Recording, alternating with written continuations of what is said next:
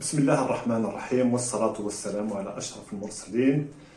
Salam alaikum, bonjour et bienvenue à tous dans cette séquence vidéo qui sera consacrée à une grande classe des matériaux.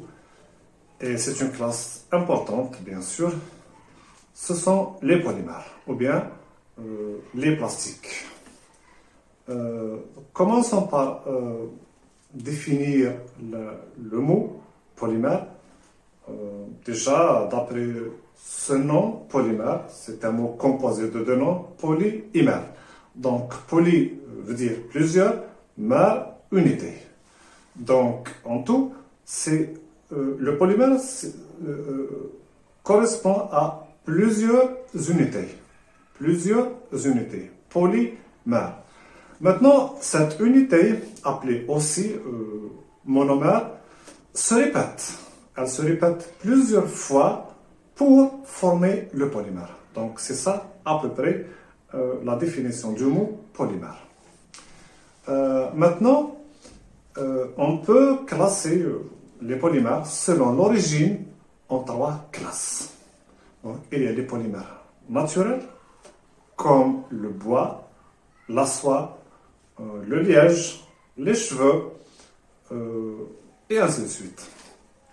Il y a aussi, en deuxième classe, les polymères artificiels, qui sont des polymères dérivés des polymères naturels. On en cite l'acétate de cellulose, le caoutchouc réticulé par le soufre, l'ébonite, et ainsi de suite. En troisième classe, on a les polymères synthétiques, qui sont obtenus par des réactions de polymérisation et qui renferment les polyéthylènes, les polypropylènes, les polyamides, les PVC et d'autres. Voilà. Passons maintenant à la formation des polymères et on va se focaliser sur les polymères synthétiques. Bien. Il y a deux façons ou bien deux types de réactions de polymérisation. La polymérisation par addition. Donc, par addition, c'est l'addition de plusieurs monomères. Voilà, c'est ça. Et la polymérisation par condensation. Et la différence entre l'une et l'autre, c'est la génération d'un sous-produit. Dans la polymérisation par addition, il n'y a pas de génération d'un sous-produit, c'est-à-dire les éléments chimiques, ou bien les atomes présents dans la réaction sont conservés après la réaction de polymérisation. Tandis que dans la réaction de polymérisation par condensation, il y a toujours la génération d'un sous-produit, généralement de faible masse moléculaire, comme l'eau, par exemple. Revenons à la polymérisation par addition. On va l'expliquer à partir d'un exemple très simple. C'est le polyéthylène. Le polyéthylène, c'est de H4. Donc, il est formé à partir de la molécule d'éthylène.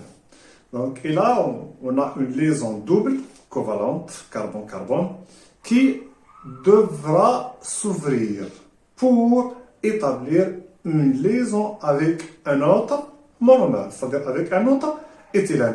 Lui-même ouvre sa double liaison pour s'additionner à un autre monomère, et ainsi de suite. Et cette réaction se répète plusieurs fois pour avoir une longue chaîne macromoléculaire appelée polymère. Voilà. Maintenant, pour la polymérisation par condensation, c'est à peu près le même principe, mais avec la génération d'un sous-produit. C'est-à-dire, on n'aura pas les mêmes éléments chimiques réunis ou bien présents dans la réaction. Donc, il y a un sous-produit qui sort, ou bien qui échappe de la réaction. Et c'est ça la condensation. Voilà, la matière, donc là, va se condenser, puisqu'il y a un sous-produit de faible masse moléculaire qui s'est échappé. Voilà. Voilà à peu près les deux types de réactions de polymérisation. Maintenant, on va donner une classification des polymères ou bien des plastiques selon la microstructure et les propriétés surtout mécaniques. Et là, nous avons trois types qui sont 1. Les thermoplastiques, 2. Les thermodurcissables, 3. Les élastomères ou bien les caoutchoucs.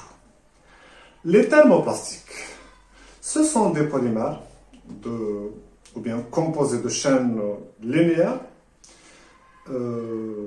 c'est-à-dire également obtenus à partir de réactions de polymérisation par addition. Donc, ces chaînes, dont l'atome principal est le carbone, sont reliés par, ou bien les atomes de ces chaînes sont reliés par des liaisons covalentes, c'est-à-dire des liaisons de forte intensité. Maintenant, la liaison intermoléculaire, ou bien entre les chaînes, est une liaison généralement de faible, ou bien de faible intensité, généralement par une liaison hydrogène ou bien de Van der Waals. Donc, à partir de cette microstructure, donc des chaînes dont la liaison entre les éléments est covalente, donc c'est une liaison forte, donc la chaîne, elle est forte. Maintenant, les liaisons entre les chaînes sont faibles. Et là, par exemple, en chauffant le thermoplastique, en le mettant à une température un peu élevée, on passe de comportement vitreux au comportement caoutchouteux, puis visqueux, et jusqu'à la fusion de la matière. Pourquoi? Parce que cette température, ou bien élévation de la température, va induire la rupture des chaînes intermoléculaires. C'est-à-dire les chaînes entre ou bien les liaisons entre les chaînes macromoléculaires. Et là, on peut avoir un glissement entre les chaînes et une rotation également des chaînes, et c'est ça le comportement caoutchouteux ou bien visqueux.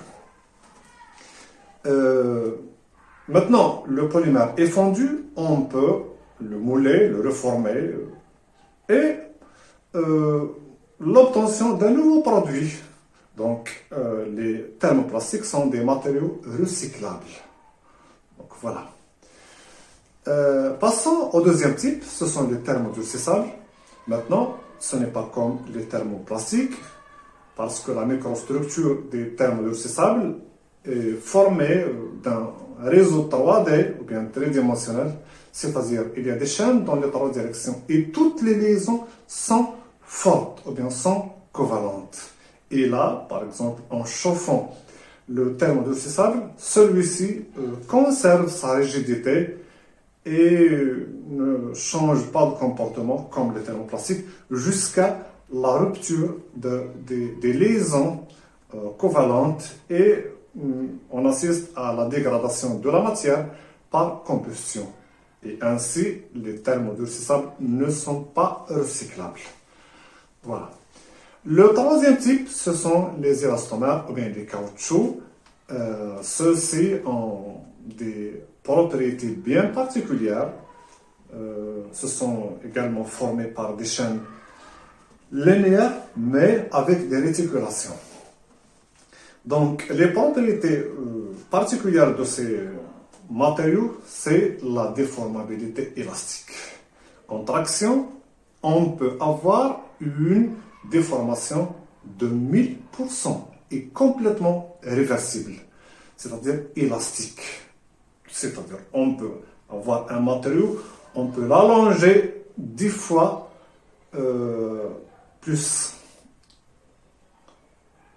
Et une fois l'effort est supprimé, le matériau reprend sa forme initiale.